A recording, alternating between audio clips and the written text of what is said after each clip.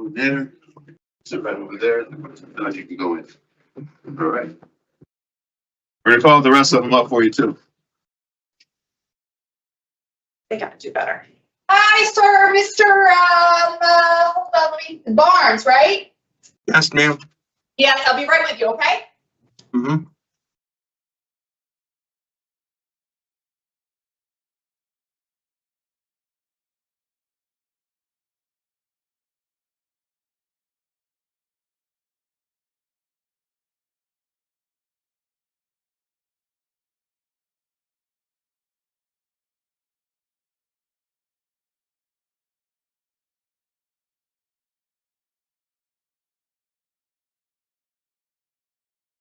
Good afternoon. My name is Parole Officer Bagley. Today is Thursday, February 13th, 2025, and this is a hearing of the Connecticut Board of Pardons and Paroles. The following board members are present this morning and by stating their names on the record, certify that they reviewed all statutorily required documents and available for information in preparation of this hearing. Good afternoon, I'm panel member Carey. I'm Ellen Zappo Sasso. Nancy Turner. Sir, can you please state your name and inmate number for the record? Kendren Barnes, 236-338. Thank you. This hearing is being conducted in consideration of the parole application for Kendren Barnes, number 236338. He is serving a sentence of 2.5 years flat for 2 counts of robbery third. As of today, records reflect an eligibility date of June 17th of 25. There is no victim input in this case. There is an offender accountability plan for the offender. It has been reviewed and shows that Mr. Barnes has not completed any programs. I did. This, what was I that? did. I just tier 2. I'm on tier 2 waiting list, and I just completed a mental health group with my counselor, and I'm doing a mentor for the chronic. You're a mentor for chronic discipline? Yes. Oh, okay. I didn't know that. You All right. right. So he has done mental health groups. He's on the waiting list for tier 2, like he said, and he is a mentor for chronic discipline. So utilizing the statewide collaborative offender risk evaluation system, the offender's overall score falls within the very high range risk for recidivism. Mr. Barnes, this is your opportunity to express to the board why you believe you should be granted parole. You may begin, sir. I've been granted parole because I've been sitting down in jail, had time to think about my actions. I apologize for my actions, the way I carry myself out in the community, and I wasn't really capable of trying to do my best, but now I'm doing my best. I got a very favorable reports of doing AA, NA. I'm trying to apply for a drug program, inpatient, long term. I might plan on leaving the state after that so I can start brand new. I'm trying to get my GED as I'm on the list right now for that too. I really do have a real bad drug problem in the street when I did my crime. I wasn't properly thinking properly, but now I got my head on straight. I'm getting older. I'm 48, going on 48. I'm just tired of coming back and forth to jail. I'm willing to change, to do anything so I can make parole to a drug program, inpatient, so I can better myself, so I have some community help. And that's it. Thank you very much, Mr. Barnes, for your opening statement, sir. Much of what you desire for yourself, we do for you as well. Our intentions, rehabilitation is meant just for that, for you to go in and be punished for your crime, but we also would like you to benefit from said incarceration, and hopefully it will deter you from future criminal behaviors. However, you've been doing this since I have 1995. And you said that you're doing all of this because you're addicted to drugs? Back then I wasn't. But now the last couple 10 to 15 years, I started relapsing by discharging, had no place to stay, homeless, and I started going back to the streets because what I know. But, I Do mean, you, but do you now, think that maybe you are, what's the word, institutionalized, sir?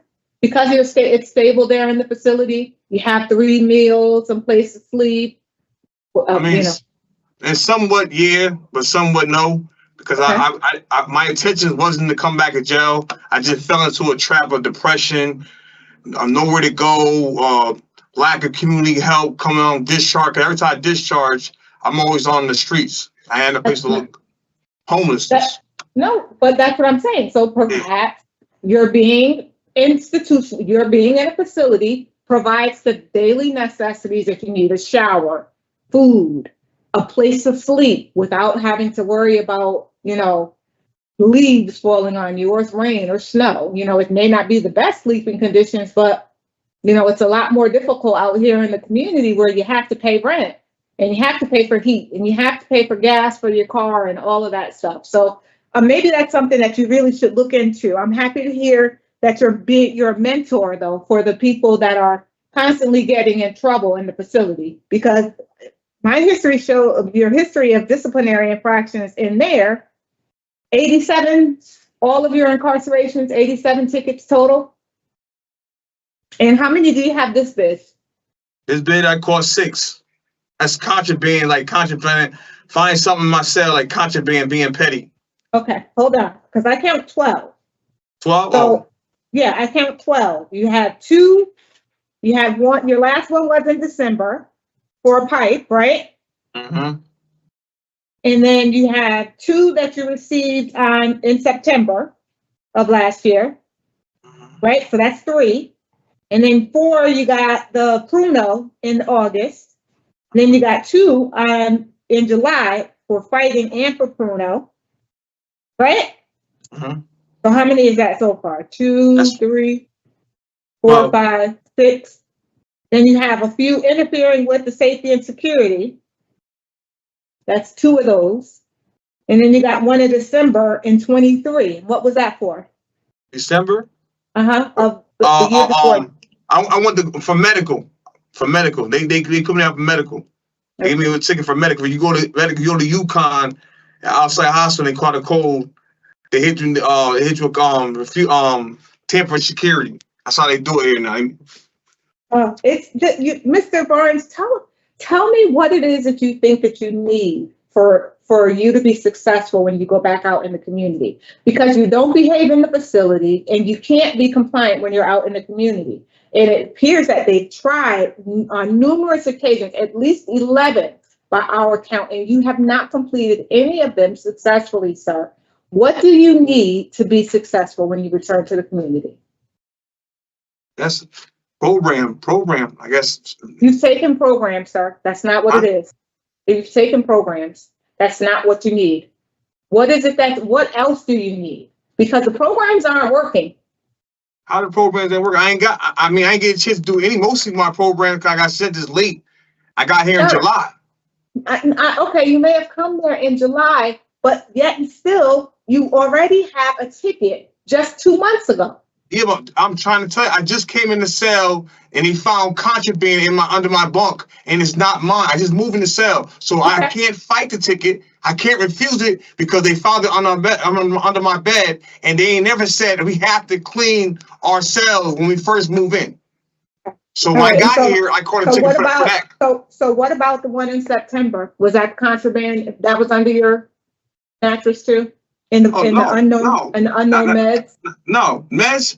Right there, she saw a pill. I chew my meds. I don't swallow. I don't use no water or nothing. And she's seen a little piece of a pill under my tongue, and I'm not taking no type of narcotics. I'm taking mental health meds.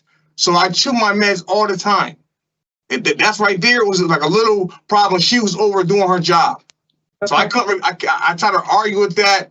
But I'm not trying to stay in SEG all that time just to fight the ticket. So Mr. Barnes, do you know, okay, so what if everyone that they gave medication to had just a little piece of their daily meds under their tongue, and they took it out and they decided to sell it, and another person got high off of it? Like they have to have some kind of protocol for giving the medication. You know what I mean? She sent me to the box 3 times. That lady sent me to the box 3 times. That same officer with that same ticket. It's a different ticket, but she's that same medication lady. Yeah. She sent me a SAG 3 times. Yeah. She had something against me.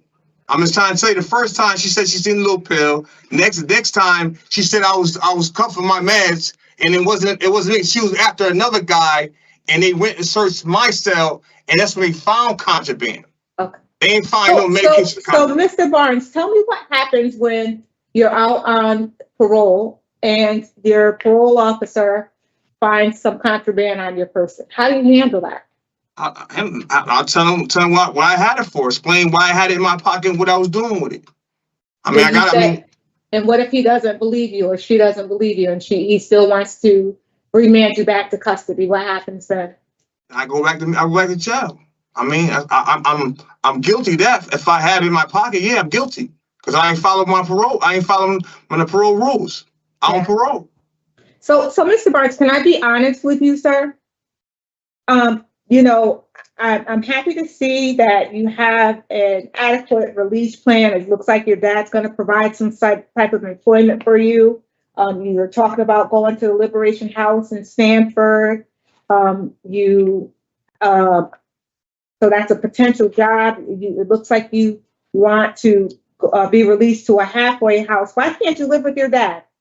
I could live with my dad, but I just, some people in jail, they said when you wanted to go straight to your family house, they kind of deny you because they're feeling you can get rehabilitated. Oh, okay. I'm saying because it's just, I mean, like I ain't showing them I want more program out in the world, I want more help. I need more help in the world. Well, I hate to say that, you know, it comes a point where you've run out of times, you know, you've run out of opportunities. Like, it's difficult for me to say I would support your discretionary parole based on your record, sir. You know, I mean, you rate out high at 46. Again, you have these 11 failures, you have the tickets. It's all working against you instead of for you, sir. Yeah, but I'm saying, but some of my tickets is from being in an environment. I got a less crimer, and the other guys have got time. You putting, we've heard I'm that. saying We've you're heard that like yeah, but I'm saying I'm in the blocks. Dudes are facing time who got robbery, all that. I ain't had that much time. So I'm just telling you, that's a threat too. When you put me in a cell like that, who got 60, 80 years, and I only got 18 months, and they stressing my bid, that's a threat. That's put myself inside harm's way. They stressing my time. I understand. The only thing I can do is defend myself. They're not, ain't no officer, ain't no warden, ain't nobody gonna jump in front of my cell and say, oh, take help me out like that. Mr. Haines, Mr. Barnes, I understand exactly what you're saying, sir. It's you know, it's a dog eat dog kind of world in that facility, but prison's not supposed to, it's not made to be easy, sir. And that the only way to avoid being in those kind of predicaments is avoid returning to prison. So for me, my hands are tied, Mr. Barnes. I can't support your discretionary parole. It's, you know, I really do hope that you utilize your family support that you have out there to avoid returning to prison, sir. You've been doing this for a long time, and I really do hope you're done. Ms. Turner? I have no questions for Mr. Barnes. Thank you. Ms. Zappo? Neither do I. All right. So I have Mr. Barnes denied based on his constitutional adjustment to disciplinary infractions, his criminal history, and he has not completed any program to address his substance abuse problem, which is drug score is a 5. And we know you're on the wait list where I. Yeah, but how is that my fault though? It's not. How is that my fault? They keep saying I'm on the list and they don't not call it. You're blaming me for something DOC problem is, not mine. Sir, we could deny you for so many other reasons, sir. Yeah, you deny me because of that. The reason you deny me because I got assault on my record for officer. Okay, Madam Chair, let's change it to inadequate evidence of offender change. Offender change, that's perfectly fine. What happened? Okay. So with regard to Kendren Barnes, 236338, I move to deny discretionary parole based on his poor institutional adjustment, his criminal history, and inadequate evidence of offender change. You will not receive a new hearing. Is there a second? Second. All in favor? Aye. Aye. All right, Mr. Barnes, you'll receive this in writing. This concludes the hearing for Kendren Barnes, number 236338. Yeah, you should deny me, fuck motherfuckers. Yeah. Nigga deny me for doing this. You blame me for all other shit. Stop. Huh? Yeah, fuck them. Fuck. I knew they was gonna deny me, bro. Yeah. Bro, I got mad tickets. The fuck up. No, I'm being pretty clear now. I don't know where they wanna put you. Look. It's some lack of program, but you ain't giving no program. Aye.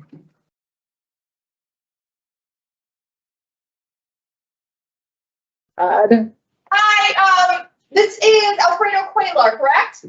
Yes. Okay, we'll be right with you. Hold on All one right. second. Well, how would you, I'm sorry, how would you like to be, what pronouns do you use? Miss. Miss Cuellar, we'll be right with you, okay?